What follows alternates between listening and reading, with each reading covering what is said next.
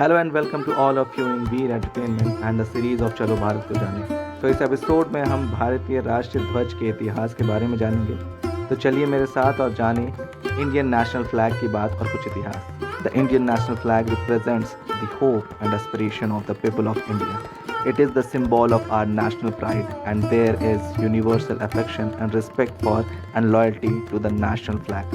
It occupies a unique and special place in the emotions and psyche of the people of India. भारतीय राष्ट्र ध्वज 3 क्षैतिज रंगों का ध्वज है। सबसे ऊपर गहरा केसरिया, बीच में सफ़ेद और नीचे हरा रंग है।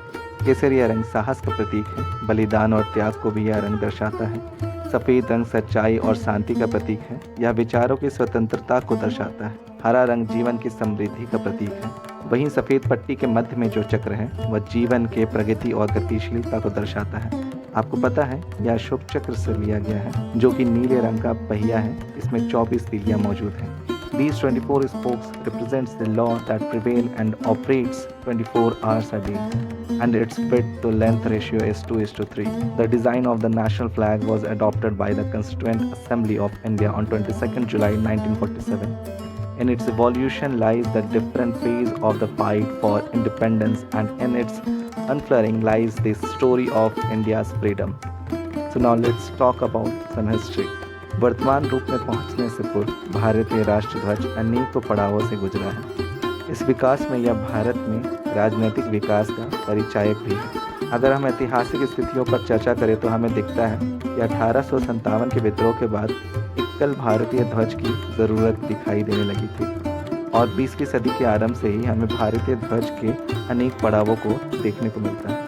अगर हम पहले पड़ाव को देखें तो 1904 में भारत का पहला ध्वज स्वामी विवेकानंद की एक आयरिश शिष्य निवेदिता ने बनाया था।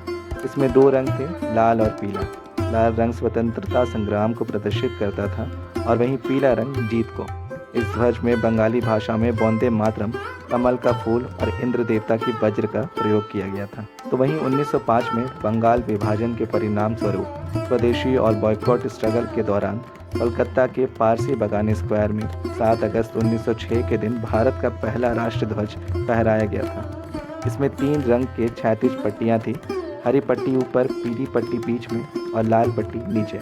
हरी पट्टी पर 8 आधे खिले हुए कमल के फूल थे, जो कि 8 प्रांतों की प्रतिनिधित्व करते थे। पीली पट्टी पर वंदे मातरम लिखा हुआ था और लाल पट्टी पर सूर्य और अर्ध चंद्रमा का प्रतीक था। ऐसा माना जाता है कि इसे सचिंद्र प्रसाद बोस और सुकुमार मित्रा ने डिज़ाइन किया था, और इसे कोलकाता ध्वज या कमल ध्वज के नाम से भी जाना जाता है। इसके ठीक बाद 1907 में मैडम कामा एवं उनके साथियों ने जर्मनी में एक भारतीय झंडा फहराया, जो विदेशी भूमि पर फहराए जाने वाला भारत का पहला झंडा था। In 1907, a similar flag with slight modifications was raised by Madame Bikaji Kama in Paris. This flag was also exhibited in Berlin at a socialist conference and thus came to be called the Berlin Committee flag. Syamji Krishna Verma, Madame Bikaji Kama and Veer Savarkar designed this new version of Vande Mataram flag. This was the first Indian national flag to be hoisted in a foreign land, and it was popularly known as the Berlin flag. फिर 1917 में बाल गंगाधर तिलक ने एक ध्वज को बनाया जिसके सिर पर यूनियन जैक था। इसमें सप्तऋषि की आकृति थी, जो हिंदुओं के लिए पवित्र मानी जाती है। In 1917, as a part of the Home Rule movement, Annie Besant and Bal Gangadhar Tilak hosted another flag. The flag signified autonomous rule for India within the colonial empire. This new flag with Union Jack, adopted by Annie Besant and Bal Gangadhar Tilak as part of the Home Rule movement, so it is popularly known as the Home Rule flag. 1921 में गांधी जी के आग्रह पर पिंगाली वेंकैया जी ने एक ध्वज का design तैयार किया। So in 1921, at the Bezwada session or Vijayawada session of Congress, a young freedom fighter, Pingali Venkaiah, presented a design of a flag to Mahatma Gandhi. The flag consisted of 3 stripes representing multiple communities living in harmony in India. A spinning wheel was superimposed in the center, signifying the country's progress.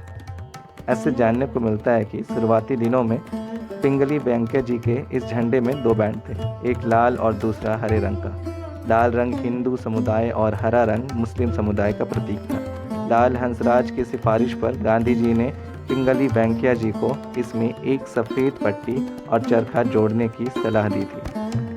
After that, in 1931, a formal resolution was passed adopting Pingali Venkaiah's flag with a little modification.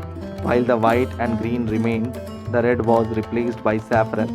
The saffron was for courage, white for peace, and green for fertility and growth. 1931 के Karachi session में कांग्रेस समिति ने लाल रंग को बदलकर केसरिया कर दिया और रंगों के क्रम में भी बदलाव किया। इस झंडे में सबसे ऊपर केसरिया रंग, बीच में सफ़ेद रंग और सबसे नीचे हरे रंग की पट्टी थी। सफ़ेद पट्टी पर चरखा बना हुआ था। बाद में भारतीय राष्ट्रीय कांग्रेस ने आधिकारिक तौर पर इस झंडे को स्वीकार कर लिया। आज़ादी के बाद एक राष्ट्रीय झंडा समिति का गठन हुआ। राजेंद्र प्रसाद को इसका अध्यक्ष बनाया गया। इस समिति ने बदरुद्दीन तैयबजी और सूरतया तैयबजी की सलाह पर सफ़ेद पट्टी से चरखा को हटाकर उसकी जगह पर अशोक चक्र का इस्तेमाल किया। स्वतंत्रता सेनानी पिंगली वेंकैया ने भारत के वर्तमान राष्ट्रीय ध्वज का डिज़ाइन दिया था और 22 जुलाई 1947 को हुई संविधान सभा की बैठक में वर्तमान झंडे को स्वीकार किया गया। Finally, in July 1947, the Constituent Assembly formally adopted the flag of Free India. The spinning wheel was replaced by the Dharma Chakra of Emperor Ashok, symbolizing truth and life. This came to be called the Tiranga. चलिए हम भारतीय तिरंगे के कुछ कानूनी और संवैधानिक बिंदुओं पर चर्चा करें। The Part 4A of the Constitution, which consists of only one article, 51A, specifies the 11 fundamental duties. According to Article 51A, it shall be the duty of every citizen of India to abide by the Constitution and respect its ideals and institutions, the national flag and the national anthem. Initially, the national flag was preferably made of hand-woven khadi, which is emblematic of the nation's independence, but it is available in a variety of textiles and materials. The Flag Code of India 2002 was amended on 31st December 2001, in which national flag made of polyester or machine-made flag have been allowed. Now the national flag shall be made of hand-spun and hand-woven or machine-made cotton, polyester, wool, silk, khadi, bunting.